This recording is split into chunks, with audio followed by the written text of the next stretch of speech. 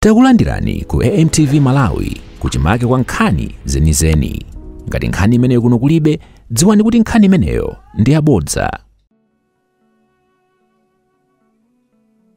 Director of Information, our colleagues from various media houses. Thank you for coming and thank you for the patience. As I did say that we had a very busy day and we're just coming out of the other engagements. But thank you for being here. Before we proceed with the press briefing this evening, it is with a broken heart that as government we formally communicate now of the demise of Honorable Joyce Chitsulo, who until her death was the Deputy Minister of Local Government, Unity and Culture, but she was also a Member of Parliament for Mwanza West.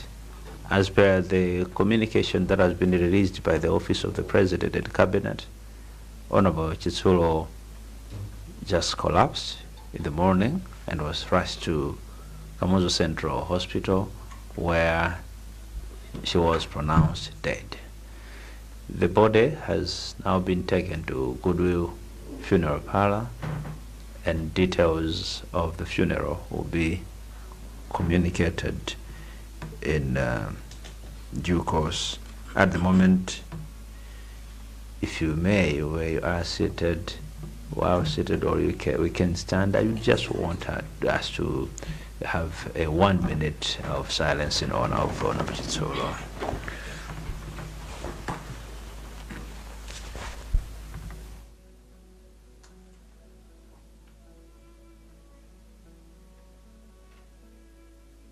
May her soul rest in peace. That's it.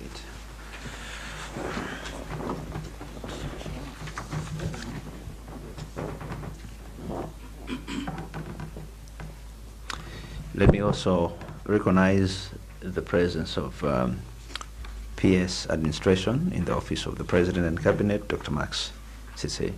Thank you very much, PS. This media briefing has been called to inform the nation that His Excellency Dr. Lazarus Makafe Chakwera has directed that the nation holds a special memorial ceremony on Tuesday, 10th June 2025 at Ntungwa in Katabe, to honor the lives of our late Vice President, Right Honorable Dr. Salos Klaus Chilima, the former First Lady, the late Madam Patricia Shaniu Zimbili, the late Colonel Owen Sambalopa, the late Major Flora Selemani, the late Major Waris Aidini, the late Assistant Commissioner of Police, Lucas Kapeni, the late Inspector Chisomo Chimameni, the late Deputy Chief of Protocol, Mr. Abdul Kingston Labukeni, and the late Vice President's Medical Officer, Mr. Daniel Kanyemba.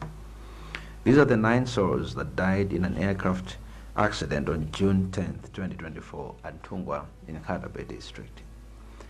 His Excellency Dr. Lazarus Makafe Chakwera, President of the Republic of Malawi, will lead the nation together with families of the deceased at the memorial service.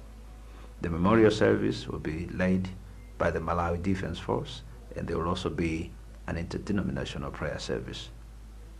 The President and the First Lady will lead the nation in paying homage to the departed souls by laying wreaths at the site where a memorial monument shall soon be constructed.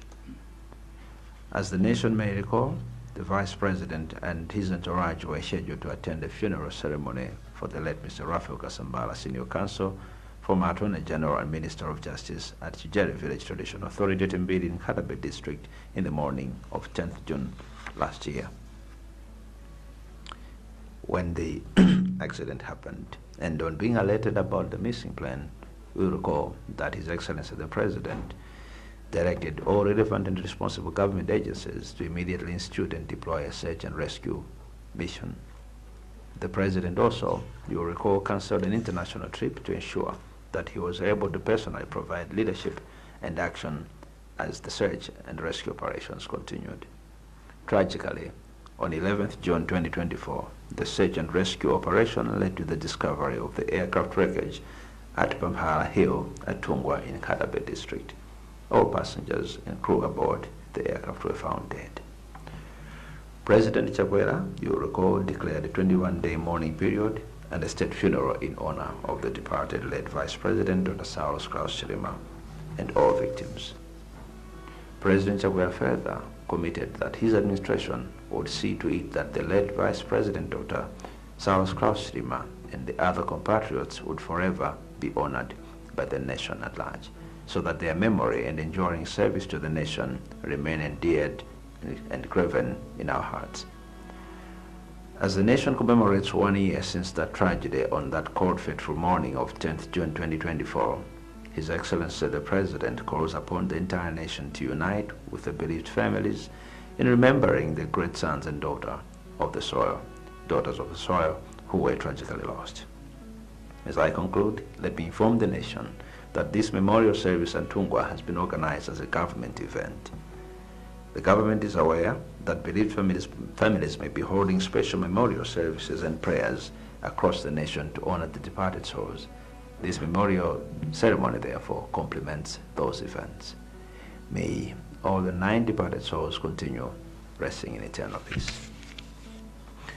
Muchichewa mwachulule wambiri poyambirira tinayamba ndi kutsimikizira mwachisoni za imfa ya olemekezeka na Joyce Chitsulo amene kufikira nthawi ya imfa yawo anali wachiwiri kwa nduna yoona za maboma ang'ono komanso za unity ndi chikhalidwe, komanso anali phungu nyumba ya malamulo kuja ku Mwanza West.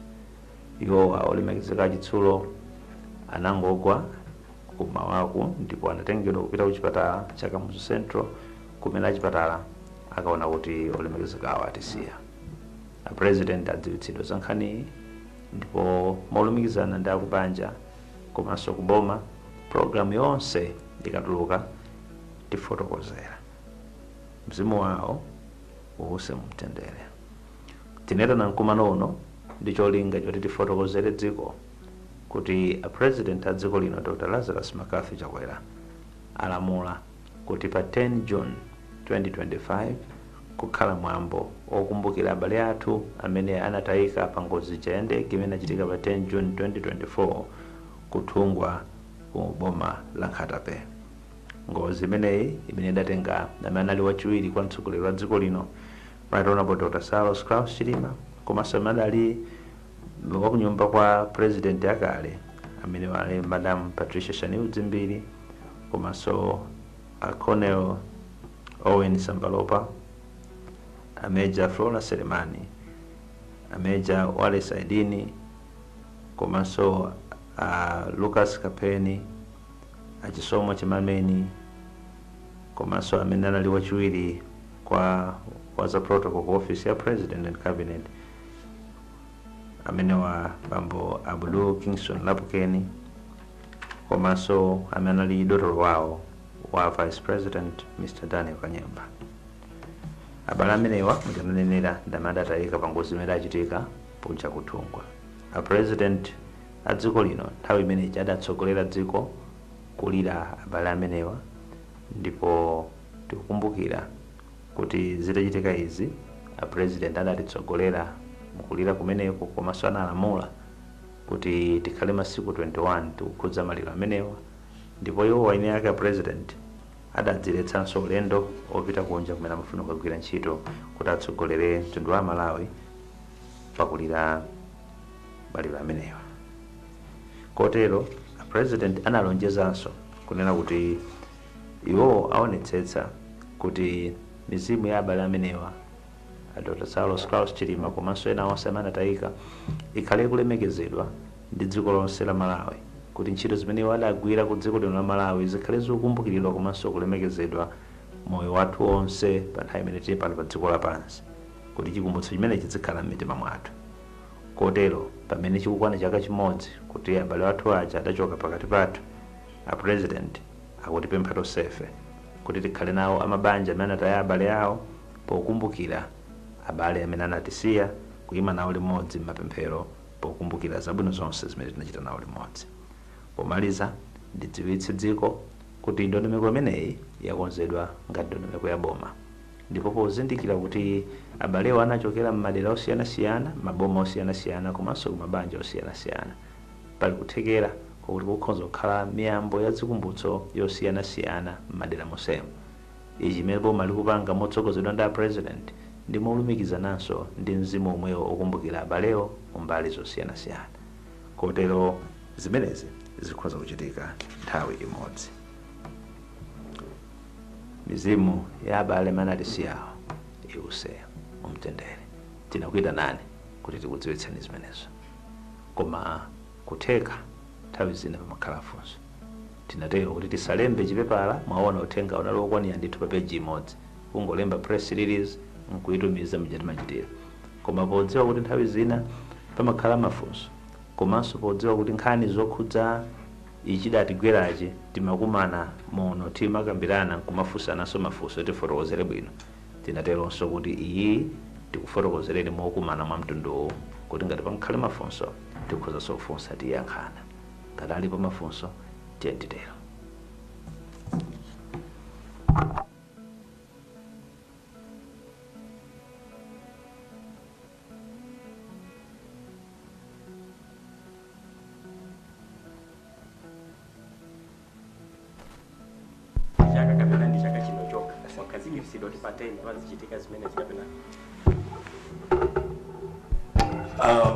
Wanted to learn, is this date set to be commemorating these lives, or it is only this year? Thank you. Zikomo kwambiri panopo tukamba zoti chaka chatha nde sitikukamba zokhazikitsa date kapenanso sitikukamba zakuti sipangakhazikitsidwe date, koma tukamba zoti chaka mmene chatha tikakumbukira abale amenewa pamalo pamene bomaso lili ndi chilinganizo chomangapo malo achikumbutso. Ndiye kuti nzidziwikire patsogolopa pakhalanso zina zochitika kuti kodi mmene tikumanga malo achikumbutso amenewo a president atitsogolera motani kupita chitsogolo patamangidwa malo achikumbutso amenewo. Patakali pano tikambeza mwambo okamba zakuti chaka chimodzi chatha chitayire na abale athu. Zikomo.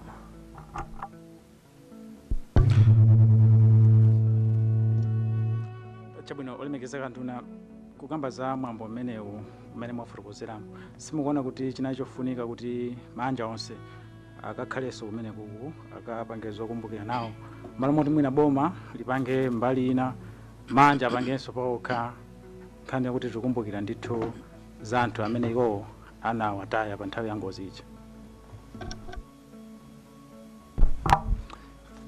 Mmene ndimawerenga statement tikabwereramo ndinafotokoza kuti izi tikupanga moyankhulana ndi akumabanja. Sizinakatheka kuti boma mwina likachitire mwambo ku banja lililonse, komanso boma silikuletsa kuti amabanja akhoza kuchitanso miyambo ngati imeneyi. Komanso tizindikire kuti chimene chabweretsa President Lazarus Chakwera kuyambira pachiyambi paja chinali chakuti anthu awa kuphatikizapo the late Vice President amagwira ntchito ya dziko. Pamenepo padabweretsa President kuti atsogolere kulira abale amenewa. Koma zimenezi sizimaletsa nthawi zonse kuti akumabanja akhoza kuchitanso miyambo ina, futi abale amenewa anali ndi kuchita zinthu zosiyanasiyana. Pena akhoza kukhala kuti amachita nawo cherekeza amayimba kwaya. Ndipita chitsanzo cha Madam Shaniu Dzimbiri, amayimba kwaya ku church. Zachidziwikire amene amapemphera nawo ndi kuimba nawo kwaya akhoza kufuna kukhala ndi mwambo wakumbukira. The late Vice President anali munthu wa miyoyo yambirimbiri, amasewera golf, azawa ku golf akhoza kufuna kuwakumbukira. Anali president wa kuchipani, akuchipani akhoza kufuna kuwakumbukira. Anali munthu wa banja, akubanja akhoza kufuna kuwakumbukira. Koma ngati boma sitingapite kukhala ndi test yakakumbukiridwe kazonsezo mmene miyoyo yonse imene anthu amakhala nayo. Ngati boma ikhala ndi mwambo umodzi, kumwambo umenewo kuzafikira pano takhala tikupanga ma meeting kuphatikizapo ndi anthu akumabanja kumene kudachoka abale amenewa. Mokuti kukamba nkhani yakuwayitana, chiyembekezero chathu ndi chakuti akumabanja kumwambo umenewo ayenera kupezeka. Ndipempheko kuti muzidzipanga ku introduce kuti ndinu ndani komanso muchokera ku bungwe liti lofalitsa nkhani. Zikomo kwambiri. Ndine Patrick Njawala, ndachokera wireless ya Kanema ya Mbawa. chaka chatha pene ngozi inachitika panali zinthu zina zimene zinakambidwa makamaka anthu kudzuzula kuti mwina boma likanatere koma anthu kukumbukira inu munafotokoza ndi munachita admit kuti iyi inali ngozi sitimachita kupanga plani ndizoona mwina zinthu zina zimene zimayenera kuchitika sizinachitike. Now uno ndi mwambo wachikumbutso kuti kuchita kuoneka kuti takupanga plani.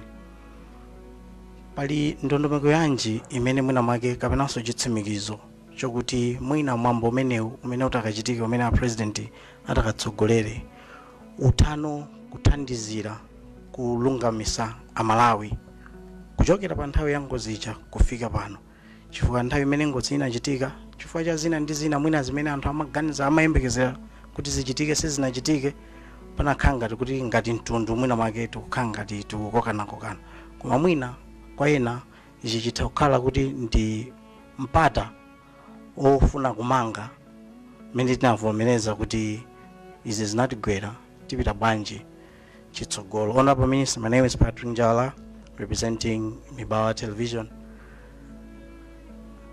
Almost a year ago today, when news came that we had lost the Vice President and 8 others in that tragic accident, there was a lot that was said, and one of those things and which you admitted was that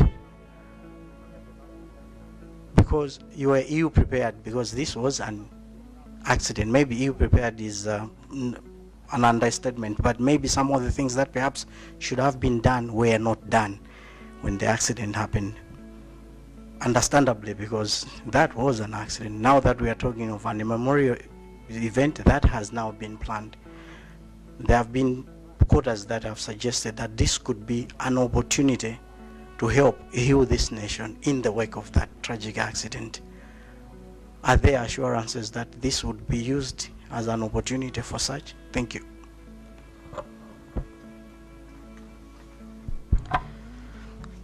Olemekezeka anduna, dzina langa ndi Robert Chandilira kuchokera ku Blantyre Synod Radio.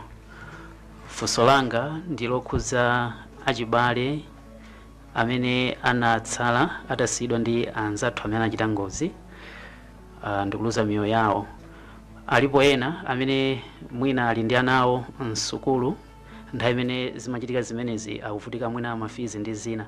Kodi ngati boma pali ndondomeko ina iliyonse imene mwina mungakhazikitse kuti anthu amene amadalira anthu amene anatisiya mwina angathe kupeza mathandizo ena ndi ena amene angathandizire pa miyoyo yawo? Thank you. Zikomo kwambiri mwina titenge mafunso awiri amenewo.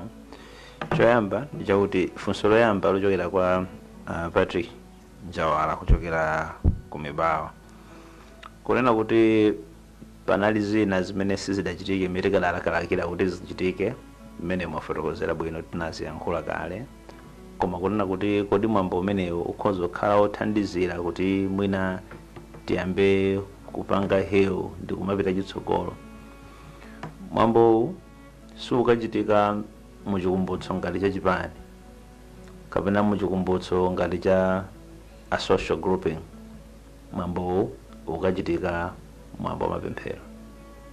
China chilichonse chimene munthu angafune kuchira olo munthu wina atalongosola mwa mtundu wanji koma ngati wina wakonzeka kuti asamve sangamve, koma pali oweruza mmodzi, oweruza amene ndiye Mulungu. Mulungu ndi amene amachiritsa. Ochiritsa Mulungu amene ndi amene tamusiya pakati pa mwambo wa chikumbutso umeneyo. Mwambo ukakhala wa mapemphero kumene anthu amapemphera zipembedzo zosiyana-siyana zikakumana kumeneko, tili chikhulupiriro kuti muchipembedzo chimenecho pemphera kwa Mulungu ameneyo kuchira kumayamba kubwera, chifukwa chakuti pakati pa zonsezo oweruza olungama amene ali Mulungu ndi amene tikumuyitana kukhala pakati pathu pa mwambo umeneyo. Ndi mwambo wa chikumbutso, koma mkati mwa chikumbutsomo chimene chatenga msinkhu kwambiri ndi mwambo wa mapemphero.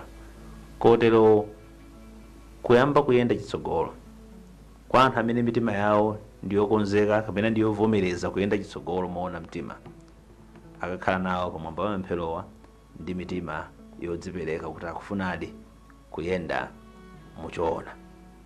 Nde mwambo kuitana mwambo kokako kumbali ya boma mbali ya president ndiye kufunitsitsa kuti tiyeni mujani na statement tiyeni tiyende limodzi kufungatana nawo akumabanja komanso kuyenda chitsogolo ngati dziko.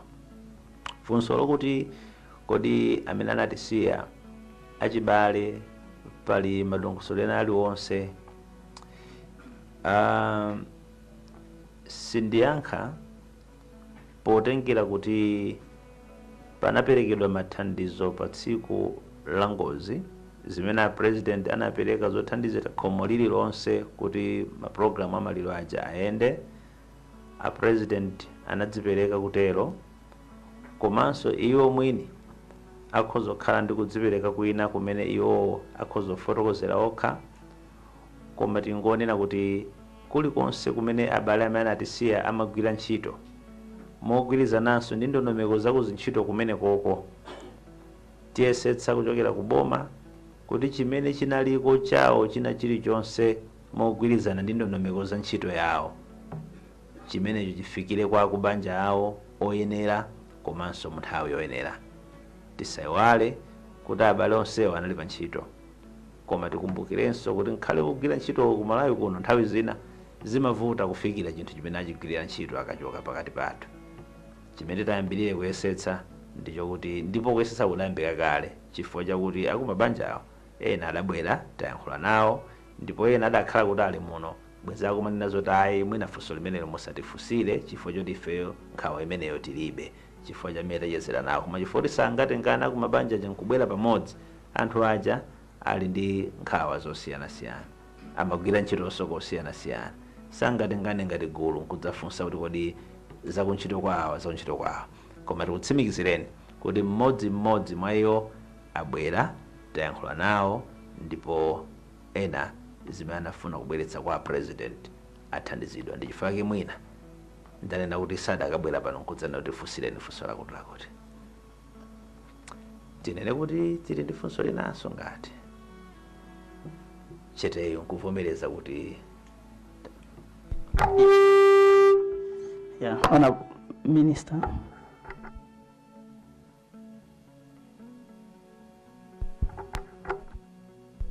Olemekezeka nduna zikomo kwambiri chifukwa mwabwera ndi kuti fotokozera mapulani aboma. Ndimangofuna ndifunse kuti zuma kumvekera ni bwanji. Dzina langa ni Robert Edward kuchokera ku Luntha TV.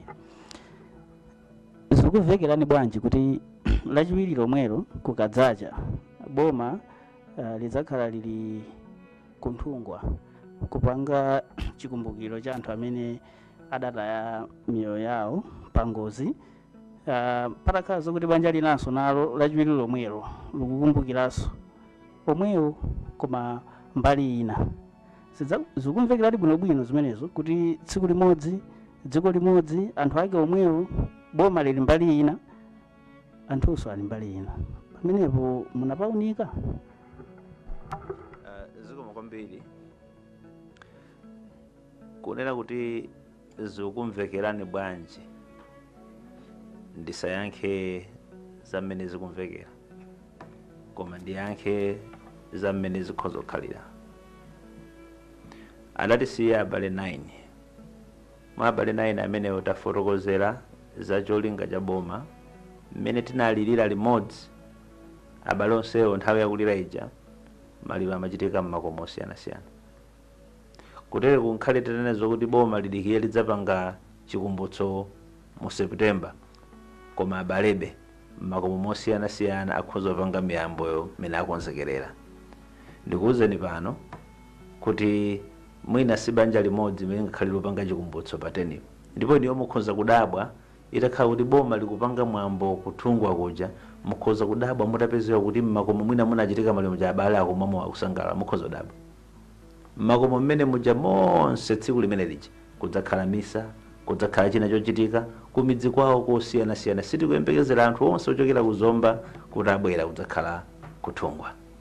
M'makomo mmene muja anthu ndithu apanga miyambo imene amapanga ndi amapemphero kaya ndi achikhalidwe ichitika ndithu m'makomo monsemo. M'makomo 9 mukhoza kuchitika zikumbutso zimenezi, koma boma pomangirira zonsezi ndikuti a president akatsogolera a Malawi popereka ulemu umeneyo, koma Malawi akhala ali m'madera mosiyanasiyana.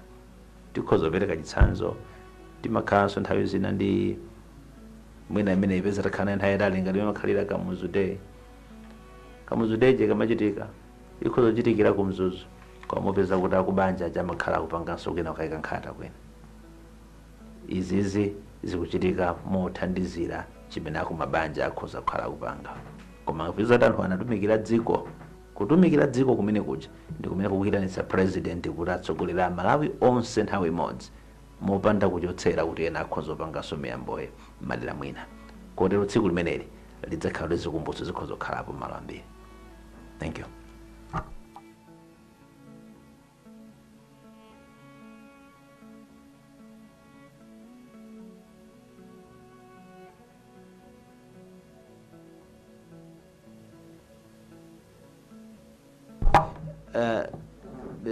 Ndikuthokozeni kwambiri chifukwa chakubwera kuti takambirana izizi kuti tafotokozera chimene boma linafuna kufotokozera.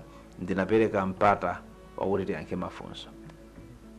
Ndikukhulupirira kuti zimene mafunsa ndi zimene panali nkhawa zoti mafuna mutadziwitsidwa, ndipo mmene takudziwitsani ndikukhulupirira kuti the responsible media that we are tinyamukanso ndikukalemba kapena kupanga report responsibly. Pomalizitsa ndinene kuti these press briefings in the digital era imene tikukhalamo pano, nonsenu amene muli mawayilesi kapena mmakanema ndikukhulupirira kuti mumasunga zinthu zimenezi. Ndikupempheni udindo okuti chimene tayankhula pano wina atapeza kuti akukachiyankhula mosiyana, nthawi ina mutenge udindo onena zokuti ayi kuboma anayankhula motere. Ilo ndi pempho, ndi udindo wanu ndithu informing the nation. Ndiye kuti mufuna so kuti pamene pali misinformation inuyo mubwere ndi the correct information.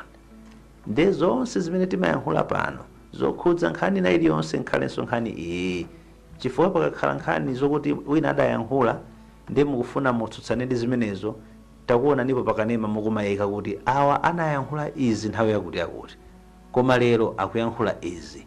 Koma you find this nation kumapanga distort nkhani, kumanena nkhani zokuti munayankhula zakuti, koma simudabweretsepo kuti apa ankayankhula zakuti, lero akuti mwakuti. Izizi mukumasunga tili munyengo ya digital. Zimene tinayankhula chaka chatha muli nazo tili munyengo ya digital. Musamayimbe foni nkumanena zokuti inuyo munayankhula zakuti, tangotulutsani chimene chija nkuchika kuti pa tsiku ili mudayankhula izi, because all the press briefings that we've been having, including those that we had kuyambira pa 10th June, inuyo muli nazo. Because you have them, you can do a service to this nation by bringing them out. Kuti osati zimene anthu akungonena kuti boma linayankhula zakuti, koma inuyo tazitulutsani nkulina zoti kuboma munayankhula izi tsiku ili, bwanji lero mukuyankhula zosiyana. Koma zikumadabwitsa kuti inu nomwe nkuimba phone kodi tuina kuti munanena zakuti, why can't you just bring out chimene nkwauza anthu ta boma silinayankhula zimenezo, linayankhula izi. Ndimati ndipemphe mogwada atu bwanji mulitumikire dziko mwa mtundu umeneyo, chifukwa mayiko amatha kupya kuochana chifukwa chokuti timadziwa kuti ndi bodza, koma tinasankha kukhala chete kuti anthu abayamenyana m'bwalomo. Tisatero. Ambuye akudalitseni. Pameneponso ndiye pamtsiriziro pa kuulutsa kwathu madzulo ano tinali ku office ya President and Cabinet, komwe kuli maofesi aboma ku Capitol Hill mu mzinda uno wa Lilongwe, pomwe nduna yazofalitsa uthenga yemwenso ndi mneneri wa boma amadzadziwitsa mtundu wa Malawi za mwambo wa mapemphero a chikumbutso cha miyoyo ya anthu 9 amene anatayika kuthungwa nkhatabe chaka chatha, pamene panali pa 10 kuphatikizapo amene anali wachiwiri kwa mtsogoleri wa dziko lino Saulos Klaus Chilima. Ndiye izi ndithu ndi zimene anabwera kuti adzadziwitse Amalawi kuti mwambo umenewu utsogoledwa ndi president wa dziko lino Dr. Lazarus Makafe Chakwera, komanso mayi wa dziko lino limene lidzakhala lachiwiri Sabata. Osayiwala kupanga subscribe ku channel ya AMTV Malawi.